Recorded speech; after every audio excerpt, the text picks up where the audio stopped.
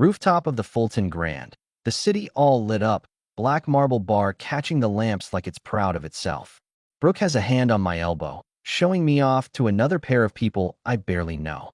The sushi guys are burning through tuna like it's a contest. It's smooth, expensive, curated. And there's a gap where Tessa should be. I lean toward Brooke. You seen Tessa? She said she was coming. Her eyes don't flash or narrow, they drop. Like the floor opened. Not irritation. Panic.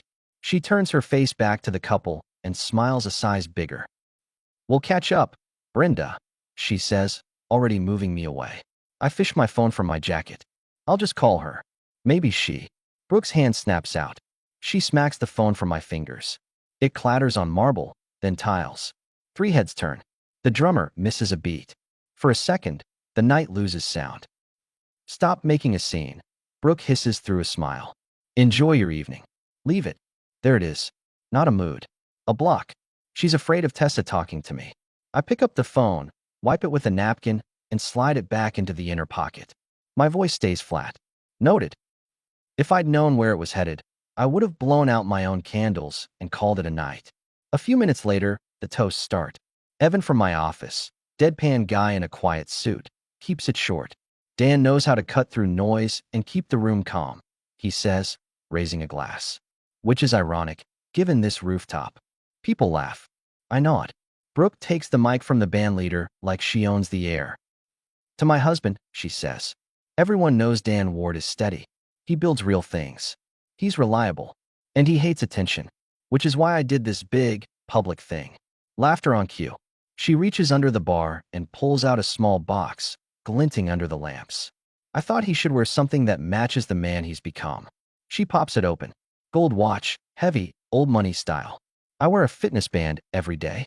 I run my fingers along the links. The bandleader holds a note. Brooke leans in, cheek to my cheek, whispering like it's intimacy. This fits a man who knows when to shut up. I smile for the crowd. I can do that. The band kicks in again, the bar resumes its hum, and I put the watch on like it's a cuff. Somewhere between the tuna and the brass solo, I make a quiet adjustment. Tonight isn't a celebration. It's cover. Evan slides up next to me while Brooke hugs her father at the far end. Richard Kane, polished silver hair, an investor who talks like he writes rules. Evan keeps his voice low. You good, he asks. I'm great, I tell him. The phone thing. We'll talk Monday. Copy. He drifts off. I take pictures, make small jokes, thank people. I watch Brooke ignore my mother's questions about Tessa with a breezy wave. Migraine. I watch her keep herself between me and any path to the truth. The watch feels like a lid. On the way down in the private elevator, just the two of us, Brooke watches our reflection. Big boy watch, she says. Time to act like the man you look like. I like the old one fine. Of course you did. You like routines. This is a nudge. Nudges usually don't involve knocking things out of my hand. She exhales like she's exhausted by my tone. You're welcome for your party. I thank you 12 times. I didn't thank you for the part where you tried to keep me from calling your best friend. Tessa's dramatic. It was my night. Yeah. I answer, eyes on our reflection. It really was. 3 days later, Brooke is rolling a carry-on through the doorway, sunglasses, sandals, a joking text to her group chat about sun. Girls trip. She chirps, kissing my cheek and leaving a gloss print I wipe with a paper towel. How long? 3 nights. Maybe 4. Don't touch the thermostat. I set it where I like it. Of course you did. I left meals in the fridge if you get lazy. She smiles like I should be grateful. I'll manage. She's gone with a trail of citrus perfume and the clack of a rideshare trunk. I make coffee, answer a few emails, and finally call Tessa. It goes straight to voicemail. I text you okay? No response. I walk to the gym, run 5 miles, and start a load of towels. It's quiet in a way that should be peaceful and isn't.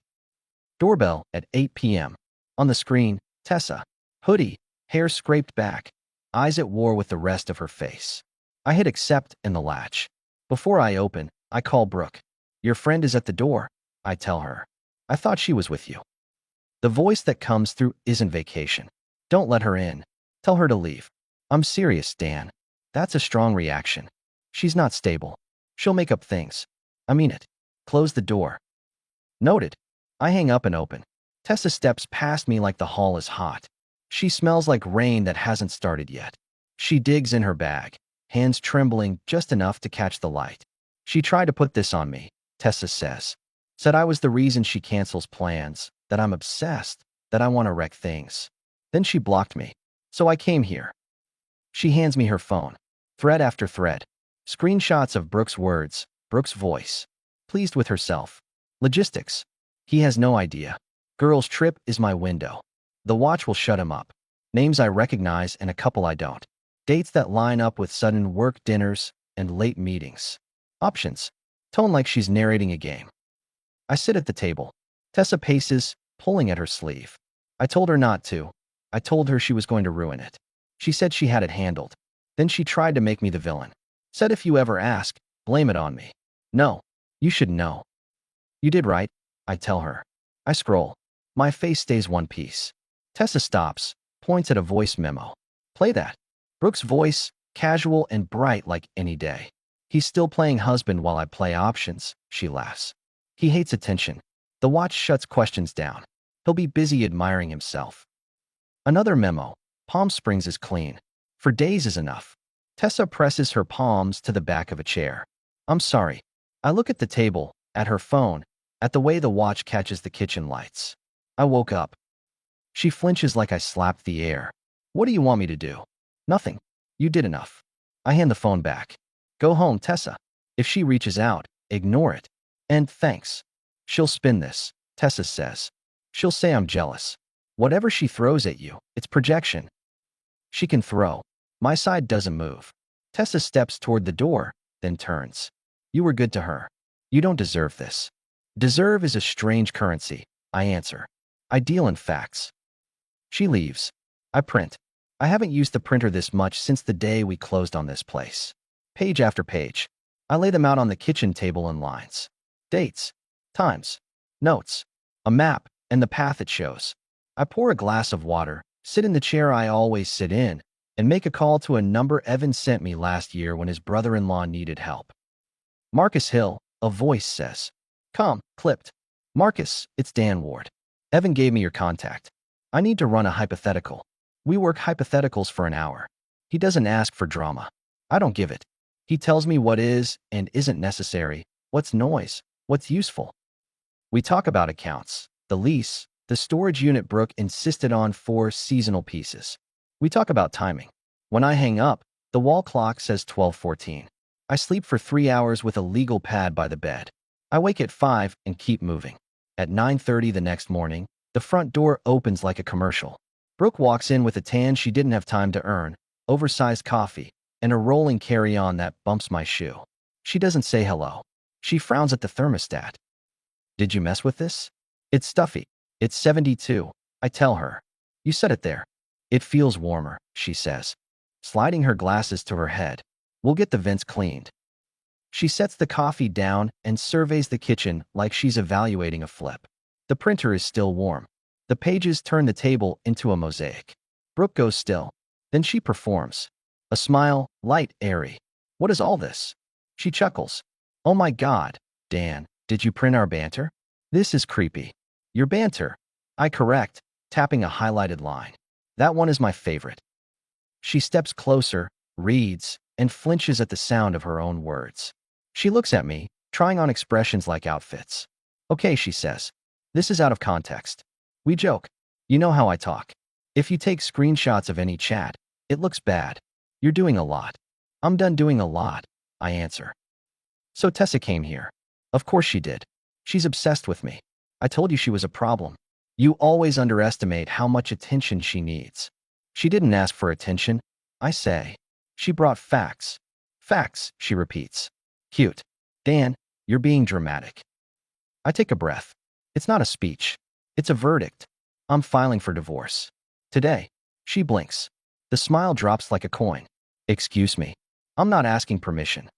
Let me pause the story for just a second. If you're still here, please hit the like button.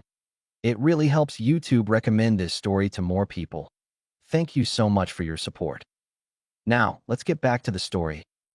You don't get to. She stops, recalibrates. You're overreacting because you're sensitive about the party. Yes, I snapped about the phone. I apologized. The watch was a nice gift. I'm sorry you don't like nice things. But to jump to breaking a marriage? Because you got in your head? Grow up. The watch was a lid, I say. The party was a stage. The phone was control. The trip was cover. I've got your words. I don't need your spin. She picks up a page, laughs through her nose. We were joking. Play options is sarcasm. Don't be literal. Say it into a mirror, I tell her. See if it sounds better. Her mouth tightens. You know who my father is. I do. He's not my husband. He won't let you humiliate me. He has ways. You'll lose everything. I don't need your father's approval for my life, I answer. And I'm not humiliating you. You wrote these. You handed me the ending. Her hands curl on the page. We can fix this, she says. Let's sit down with Richard. Let's get guidance. We don't blow up a brand because of a bad week. There's your word, I say. Brand. You keep a brand. I keep my self-respect. Her voice ices. You want to do this hard? Fine. I'll tell people you've been paranoid. That you grabbed my phone. That you tried to control who I see. That you've been unstable. People believe me, Dan. They always have. Tell what you want, I reply. I won't be there to hear it. She looks past me, calculating. So you've already called someone. Marcus Hill. She freezes just enough to satisfy something in me. You called a lawyer. I called an adult. I'll keep this simple. We're separating finances today. The joint card pauses at noon. I moved my personal deposits yesterday. I'll stay at the loft on Lake for a few weeks. You can stay here while you figure out your next address. I cancel the charity gala next week. If anyone asks, we're taking space. You're not canceling the gala, she snaps. Richard is hosting a table. Then I'm canceling my seat. You can tell him you found someone more on brand. You are not torpedoing. I'm removing my face from your brochure. She grabs for the watch at my wrist. Give me that. I step back. No. It was a gift. It's a symbol, I tell her. I unfasten it and set it on the table between the pages, like a coin at checkout. Too heavy for me. The air goes hard. She stares at the watch, then at me. This is a tantrum. It's a decision. She breathes in, breathes out. Then, the pivot, the softening. She steps close, sets her hand on my chest like she's been there all along. Hey, she murmurs. We've been tense. That's on me. I took on too much. I wanted your birthday to be perfect. I pushed. I can say I'm sorry without qualifiers, okay? We can recalibrate. No girls' trips. No big parties. Just us for a while. Dinner at home. I'll put the phone away. I'll make your favorite chicken. We won't talk about my father. Just you and me. It would play for most people. It almost plays for me. Almost. I step around her, pick up the watch box, and close it. Thanks for the script, I say. I'm moving forward anyway. Her hand drops. She looks at the pages again, knows I'm past the point where tone fixes anything, and switches to pressure. You walk out now. You're done in this town, she says. Richard will make calls. Doors will close. I build. Doors don't intimidate me. Her face does a small, angry laugh. You think you're special. No, I answer. Just done. I leave her with a kitchen that looks like a crime lab and a watch that's not going back on my wrist. In the bedroom, I pack into a duffel, jeans, shirts, toiletries. In the closet, I pull my running shoes. She watches from the doorway. You're really doing this, she says, like amazement is a last tactic. You already did. On my way out, I take the framed wedding photo off the console and lean it face down. Not dramatic. Practical. I don't want glass giving me a look when I come back to pick up mail. Down on the street, the day smells like someone rained 2 blocks over. I drive to the loft near the river I use for work overflow. Exposed brick, no apology. I change the door code. I text Evan, need a favor. Privacy. He responds with a thumbs up and a time. I spend the afternoon closing loops. The joint card pauses. The utility account split. The cloud albums back up to a vault she can't see. I schedule a visit with Marcus for 2. I email a few clients about a temporary change in availability, nothing dramatic. I send a single message to my parents, taking space. I'll call tonight. No details. At 2, I walk into Marcus's office. Neutral carpet, legal pad. A secretary who looks like she's seen everything and chooses to see nothing. Marcus shakes my hand. Let's formalize, he says. Clean and quick, I tell him. I don't need a victory lap. I need a clean exit. We'll start with a statement of intent. he says. You've already separated funds? Yes. Good. Keep communication in writing. No speeches. No accusations. Facts, logistics. I can do that. He outlines steps. He tells me what not to post, what not to say. He asks if there's domestic hostility. Verbal, I answer. Public disrespect. He checks boxes. He's all calm. I write checks. It's not fun, but it's easy. Clarity is always easy once you commit. When I leave, Evan is waiting in the lobby. He studies my face. She broke something, he says. And I'm done fixing it. What do you need? Monday, we split teams on the Benson project. You keep external. I'll move internal. Also, if my name is on anything card-related with your Friday happy hour, take it off for now. Clean lines. Done, he says. You want me at your place tonight? I'm good. He nods. For what it's worth, last weekend, I saw the phone thing. You don't do that to a partner. That was my first clear signal, I tell him. Took me 3 days. Still faster than most. On my way back to the loft, my phone buzzes with a message from Brooke. A photo of the watch on the kitchen counter, next to a handwritten note. I'm sorry. Come home. We can talk tonight. I'll make dinner. Please. Mid-turn. She can do sweet if it gets her position back. I text a clean reply. I won't be home tonight. Please send anything important by email. At 6, my neighbor from the hallway, Mrs. Alvarez, knocks on the loft door. She's 80 if she's a day, with a habit of watering the plants she thinks I neglected. I heard you moving around, she says. You never stay here. You sick? Just working late for a while. She squints. You want me to feed the cat? I don't have a cat. You should get one. Quiet company. I'll think about it. I tell her, and mean it. That night, Brooke calls. I let it go to voicemail. She texts again. I'm outside the loft. Let me up. I don't buzz her in. 10 minutes later, a rattling at the door handle, then a knock. I open a crack. She stands there with a casserole dish and eyes too wide. You're really doing the code change thing, she says. Boundaries, I answer. She holds up the dish. I brought dinner. Your favorite. Can I come in? No. You won't even let me apologize? You already did, I say. You meant the apology as currency. It doesn't spend here. She exhales in frustration. You don't have to be cruel. This is not cruelty, I tell her. This is an adult saying no. She puts the dish on the hall table like she's making an offering. Fine. One question. What do you want from me to fix this? Nothing, I answer. That's the point. Her mouth works, like the word is new. So you'd rather throw everything away than accept that sometimes people talk big and move on. You didn't move on, I tell her. You moved around it. You built a system. She lifts a shoulder. Everybody manages public and private. Then manage your public without me. I start to close the door. She wedges a hand. We have the gala next week. People will ask. You'll say I'm sick. That makes me look. Find another line. You're quick. She yanks her hand back. I will not be the one who looks weak. That's not my assignment. She stares at me like she can will me back into place. When she sees that trick fail, her voice goes wobbly. I don't want to lose you, she whispers. There it is. The second illusion. Too much softness, too late. I set my palm on the door, steady. You never had me the way you wanted, I tell her. You had my time. It's spent. She leaves the dish. I leave it to cool. The door closes. It's quiet again. The next morning, I wake before the sun and run on the treadmill in the loft gym.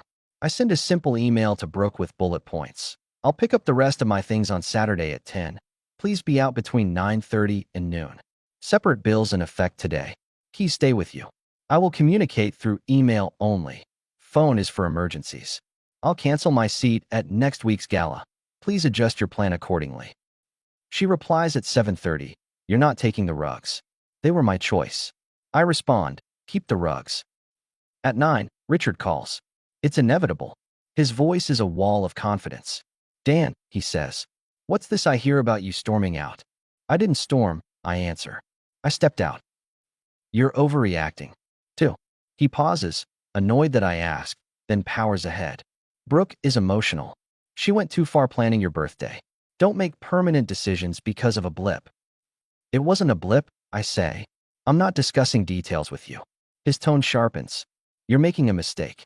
The optics are terrible. We are invested in you as a couple. We. Our circle. I'm not a portfolio, I answer. I'm a person who doesn't tolerate contempt. He snorts. You think you'll do better outside this? Grow up. There it is, I tell him. Appreciate the clarity. He goes colder. If you embarrass my family, I won't be helpful when you need me. I haven't needed you yet. You will. We'll see. I hang up before he can make it a monologue. I text Marcus. Her father called. I didn't engage. Marcus replies, good. Silence is leverage. Saturday arrives. I park in the loading zone with a rental cargo van and a clean plan. Evan meets me at the building. I'm here because witnesses are helpful, he says. You just want to judge my taste in lamps, I tell him. Also true. Brooke isn't there.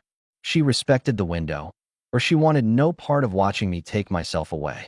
I load clothes, framed photos of my parents, the toolbox, the bikes. Evan grabs the heavy bins without comment. I leave the rug, because who cares, and the couch, because I don't want 10 shared stories under me in a new place. Let me pause the story for just a second. If you're still here, please hit the like button. It really helps YouTube recommend this story to more people. Thank you so much for your support. Now, let's get back to the story. On the kitchen table, the gold watch sits exactly where I left it. A note next to it, in Brooke's handwriting. If you change your mind, wear this tonight. Evan picks up the watch and whistles. Nice. Too loud, I say. I place it in the box again and leave the box on the table. I open a drawer, find the old fitness band, and snap it on like a return to sanity. On my way out, the door opens. Brooke stands there in leggings and a messy ponytail like a set designer picked casual vulnerability. She takes in the boxes. So, you're really making it official, she says. It already is. She steps aside as I pass. You could have waited, she says. We had events. People. Timing. You cared about timing, I answer. I care about respect. Respect is complicated. No, I say. It's simple. Outside the apartment, in the hallway, our neighbor Mr. Green is fussing with a delivery he ordered from some meal service. He glances at us, then at the van, then decides to be part of it. Everything okay? He asks. Just moving, I tell him. Brooke forces a laugh. He's dramatic. Always better to be decisive, Mr. Green says, oblivious and helpful. My ex-wife made lists for 2 years. Thank you for the pep talk, I tell him, and keep moving.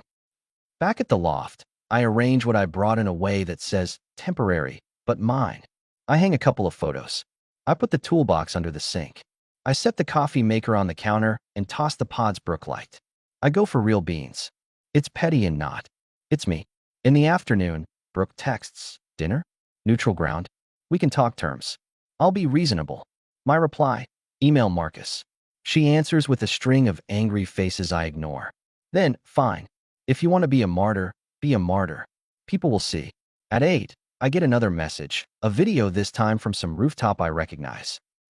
Brooke is at a table with 3 people from her circle, laughing too hard at something. The caption, back to life.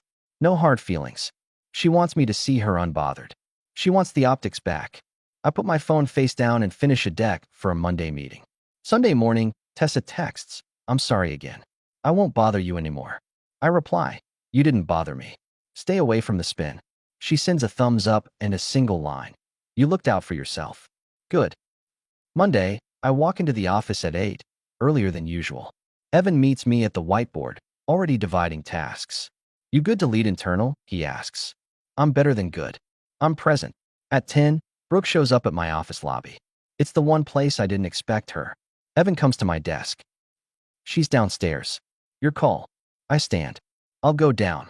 Witnesses help. In the lobby, people are moving through their own mornings. Brooke waits by the desk, in a tasteful dress. Hair done, everything put together with intent. She smiles at the receptionist, who smiles back because that's her job. Morning, I say. Can we talk somewhere private? We can talk here. Her jaw tightens. You really want to do this in front of people? I don't want to do it at all, I answer. But here we are. She sighs like she's the patient one. Okay, I heard from Marcus. We'll keep it clean. I appreciate that. But the gala, I need you there. Just this one. Then we go quiet. It matters to Richard. And what do I get in exchange for putting on a suit and faking togetherness? Less noise, she says. People won't ask questions. I like questions, I say. They sort things out. She steps closer. Please. For me. For your image, I correct. For our reputation. You can have yours, I tell her. I've set mine.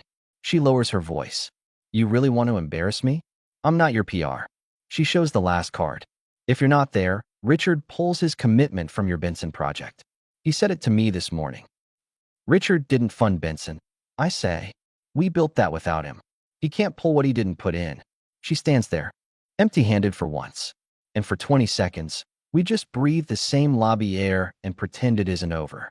Then she tries tenderness again. I miss you, she says softly. I wake up and reach for you. You reach for the roll, I say, and he's not available. I turn toward the elevators. She calls after me. Dan. I look back. You were supposed to be steady, she says. I built around that. You mistook steady for blind, I answer. Won't happen again. Evan's waiting when I come back upstairs. You okay, he asks. I'm lighter. He nods. We're set for noon with Benson. Good. At lunch, while we're going over specs with the client, my phone lights up with a call from Richard. I let it ring. He texts, last chance. Don't make an enemy. I don't reply. I put the phone in a drawer. The meeting goes smoothly. Work is clean when you pull drama out of the pipes. By Thursday, the papers are signed and the process is in motion. Marcus emails timelines. Brooks' emails are dry now, bullet points and dates. No more lurching sweetness, no fresh anger. Just logistics. I respect logistics. They're honest. Friday, I stop by the apartment to pick up mail that didn't forward yet. Brooks sits at the kitchen island with a spreadsheet open. She doesn't stand. You forgot the ceramics your sister made, she says, nodding to a box. I'll get them. She looks at the table, bare now except for a vase and a ring of where the watch box Saturday. You left the watch. It wasn't mine, I say. It was a message, I answer. I read it. She rubs her temples like she's tired of me interpreting things. You know, if you'd asked me why I did the party the way I did, you would have told a story, I say. I'm done with bedtime stories. She laughs without humor. Enjoy your monk phase. It's not a phase, I tell her. It's freedom. From what? She asks. From needing your approval. That lands. She looks at me with a mix of pity and spite. You'll miss me. I'll miss what I thought we had. Which wasn't this. She gestures at the empty space around us. You think this will make you attractive to the next woman? A guy who bailed. A guy who walked when respect left. I correct. She shakes her head. Men like you always come back. Not this one. I pick up the box of ceramics and the bundle of mail. As I reach the door, she says my name one more time. Dan. I turn my head. What's your line? She asks. What do you tell people when they ask? That I ended a situation that didn't deserve me. She smiles like she hates it. That's neat. It's accurate. Do you at least wish me well? She asks, a last strange olive branch. I wish you what you earn, I say. Goodbye, Brooke. I leave the keys on the console and step out. As the elevator doors slide, I feel the final click of a lock I installed myself. The next month, I move into a townhouse on a quiet street with a tree that leans like it's listening. I buy a used truck that does what I ask without flair. I set up a rack in the garage for my tools and start going to the gym with Evan at 6. I stop answering calls after 9. I take my parents to dinner and listen to my dad tell the same story I always liked about the year he fixed a roof in a storm because a family needed it done. I meet someone without trying. Lena, a project manager from a supplier, at a coffee shop where her order is sensible and her laugh is not a performance. We don't rush anything. I keep it private. I take a picture of my new living room with sunlight on clean floors and send it to my sister. She writes back, proud of you. From mutual acquaintances, I hear pieces about Brooke. Nothing detailed. That the gala was fine and then the wheels squeaked. That Richard is taking space from everyone as he does when optics sour. That the friend group split into those who like a story and those who prefer silence. That the watch is now her father's, it was wasted joke at a golf lunch. I don't participate. One Saturday, I'm at the hardware store buying sandpaper when I pass an end cap of shiny timepieces. I think about lids. I think about the night on the rooftop when the phone hit tile and the laughter stopped. I think about Tessa at my door with trembling hands and enough courage to bring the truth. I drive home on Lake Shore, the water doing what it always does, and park in front of the townhouse. Inside, the air is 68 because that's what I like. I make coffee that tastes like coffee. I roll out blueprints on my table and get back to work. My phone buzzes once, a message from Lena. You around this afternoon? I answer, yeah. She replies, bring that steady voice. I smile, pull on a jacket, and head out. People ask me what happened. Not many, but a few who matter. I keep it short. She needed an audience, I tell them. I needed respect. I chose respect. And if they press, I add one line that covers the closing chapter, the gift, the party, the rooftop, the watch, the trip, the texts, the kitchen, the door, the lobby, and the last word. I don't stay where I'm